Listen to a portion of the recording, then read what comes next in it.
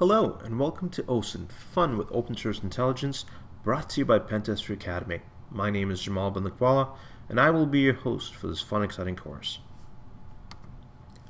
Today, we are going to be talking about attacking the stock market. So we'll start off by talking briefly about mincemeat or false flag attacks.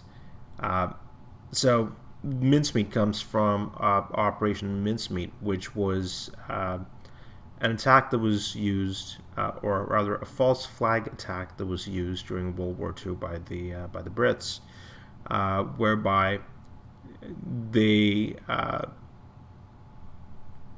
created and made up a fake soldier, dressed him up as a senior ranking officer, and gave him false plans, and used this to, and it was quite effective. They used it to draw attention elsewhere.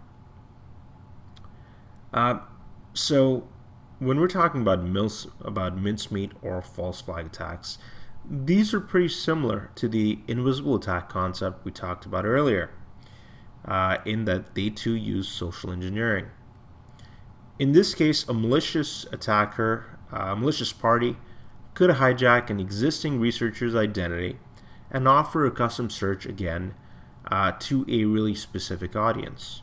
So think a group of insiders.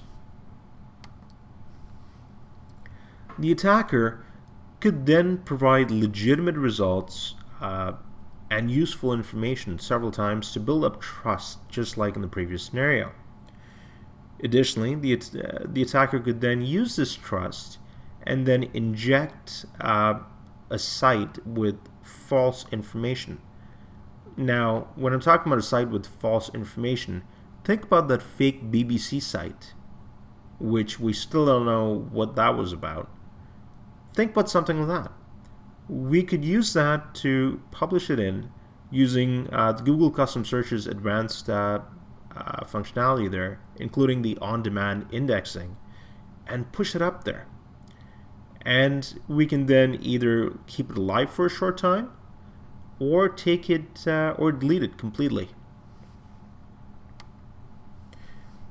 And both scenarios provide both options, either keeping it alive or taking it off, will damage the credibility of the existing researcher whose name is being used here.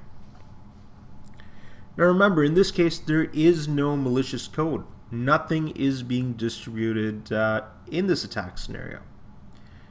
And as there's trust that's been built into these searches in the first place, and no malicious code was ever dropped, it can make it really difficult to prove that anything was ever wrong here.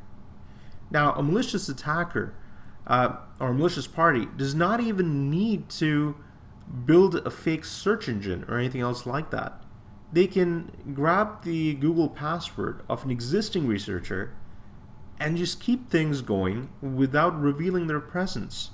And once they know and they understand the audience and so on and so forth, they can just inject this and disappear. And who do you trace it to? Well, it makes it really difficult. Now, these results can be incredibly dangerous. Think about false maps, false intelligence, false company information. So an attacker could use this false information and create a great deal of panic. Think about things like stock manipulation and economic attacks. They can trash a company's reputation and people panic and dump the stock. By the time the company responds and informs investors that they are mistaken and the information is false, the attacker has already taken advantage of this confusion and made a profit and disappeared. Now, this scenario could also be carried out on behalf of non-state actors, state actors, and other small groups of individuals.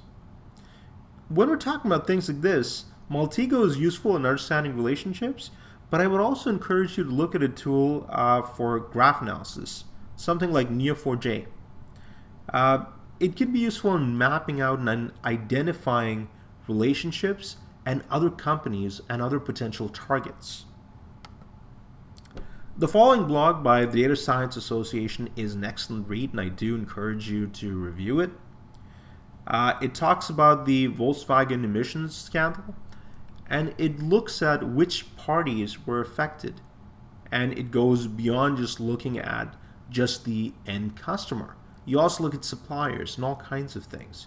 So it's useful. So Neo4j is useful in this context in identifying who else is affected. Who are the other parties involved? How are they connected? So an attacker could use these same techniques and tools like graph analysis and the on-demand indexing and cool features in Google custom searches to spread false information about a supplier or another related party, not the main target itself, and can still cause a great deal of confusion. And this makes it much, much harder to detect. And as you can see, there are different ways to attack the stock market using falsified information. Remember what we said earlier, trust but verify. And think about the intelligence and misinformation.